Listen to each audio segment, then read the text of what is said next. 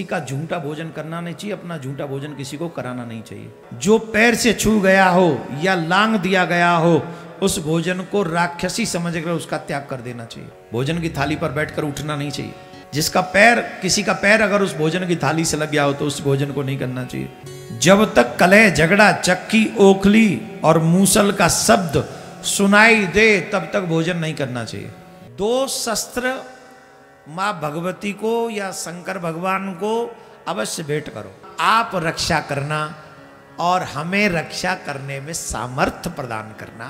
अब माता जी को हम ये शस्त्र भेंट कर सकते कि नहीं कर सकते? 16 श्रृंगार की चीजें जो अर्पण करते, अब जो है निरोगी काया को प्राप्त होता है और दीर्घायु होता है। भोजन किसी के भी साथ एक पात्र में नहीं करना चाहिए। किसी का झूठा भोजन करना नहीं चाहिए, अपना झूठा भोजन किसी को कराना नहीं चाहिए। ध्यान से सुन ले सभी, झूठा भोजन नहीं कराना चाहिए, किसी का झूठा भोजन करना नहीं चाहिए। भोजन के स्थान से उठ जाने के बाद जिसे फिर से छू दिया अथवा खा लिया गया हो, जो पैर से छू गया हो या लांग दिया गया हो उस भोजन को राक्षसी समझकर उसका त्याग कर देना चाहिए। जैसे हम भोजन की थाली पे बैठे और उठ के खड़े हो गए, दोबारा भोजन नहीं करना चाहिए। वो फिर आजकल तो ऐसे ही करते हैं, कुर्सी पे बैठते हैं ना सब, आप जब मन किया बैठ गए, जब मन किया आओ आओ आओ बैठ, आप भी आ जाओ, आप भी आ जाओ, सबको बैठा लेते हैं। ऐसे नहीं। एक बार भोजन की थाली से अगर आप उठ जाओ तो आपको भोजन दोबारा नहीं करना चाहिए। फिर वो भोजन की थाली पर बैठकर उठना नहीं चाहिए। किसी ने जिस थाली को लांग दिया हो उस भोजन को नहीं करना चाहिए। जिसका पैर, किसी का पैर अगर उस भोजन की थाली से लग गया हो तो उस भोजन को नहीं करना चाहिए। उसे राक्षसी भोजन कर समझ के त्याग देना चाहिए। अब देखो भाई, माफ कर देना, ये बोलूंगा ही नहीं, माफ कहां से कर दोगे? ये बोलने ठीक नहीं।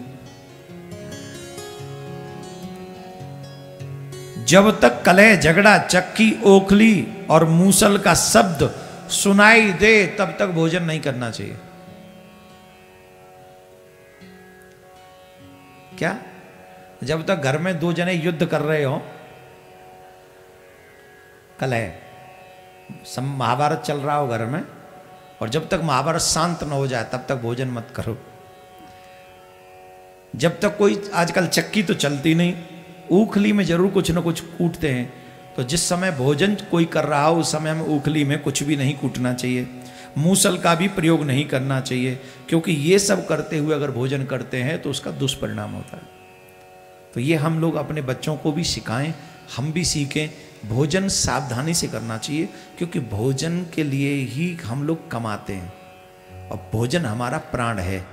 प्राण की सुरक्षा करेंगे तो भजन भी हो पाएगा। राधे राधे बोलना पड़ेगा। त्रिशूल बहुत प्रिय है कि नहीं? धनुष बाण मत रखना, आज के जमाने में उनकी क्या उपयोगिता नहीं है, लेकिन माँ भगवती को त्रिशूल भेंट करने का बड़ा गुण है, बड़ा फल है। जो माँ भगवती को शस्त्र के रूप में तलवार भेंट करते हैं, वो घर के मंदिर में भेंट करना, कहीं बाहर कराओ जाके।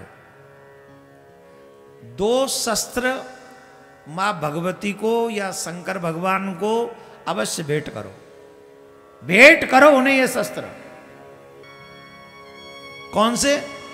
एक त्रिशूल जो लंबा सा हो, बढ़िया सा, और एक तलवार जो पैनी सी हो। अब कोई शस्त्र, देवी देवता कोई वस्तु अर्पण करो तो अच्छी होनी चाहिए ना। खुरदरी लेके क्या करोगे?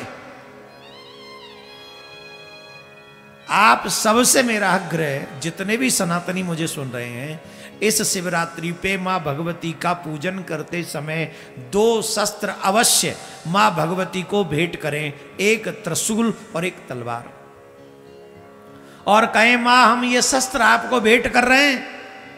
हे माँ, हमारी और हमारे परिवार की, हमारे मोहल्ले की, हमारे शहर की, हमारे प्रदेश की, हमारे देश की, हे माँ आप रक्षा करना और हमें रक्षा करने में सामर्थ्य प्रदान करना।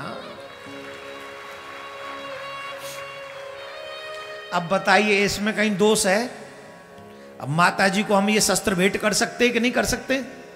बोलो कर सकते हैं कि नहीं? और करना चाहिए कि नहीं करना चाहिए? करना चाहिए कि नहीं करना चाहिए? आलसी कहीं के, धीरे धीरे बोलते हो तुम लोग। करना चाहिए कि नहीं करना चाहिए? तो कब करना चाहिए?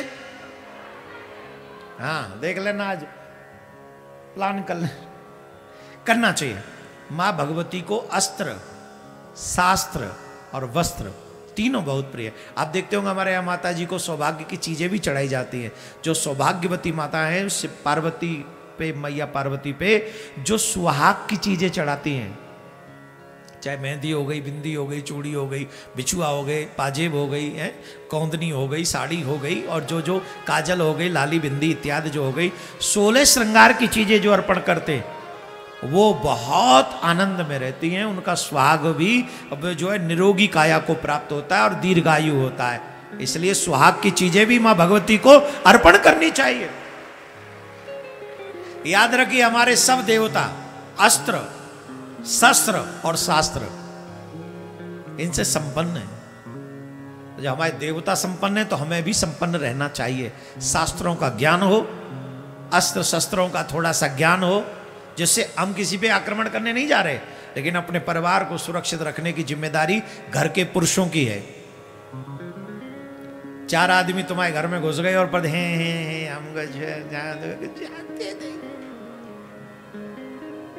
जब तुमको जानते नहीं, जो तुम्हें बली नहीं, तो इस स्त्री का विवाह करके क्यों लाए अपने संग में? ये नन्हे मुन्ने जो पैदा किए इनके कौन करेगी इनकी रक्षा? जब तक पुलिस को डायल करोगे ना, जब तक पुलिस आएगी तब तक सुपड़ा साफ कर जाएंगे ये राक्षस।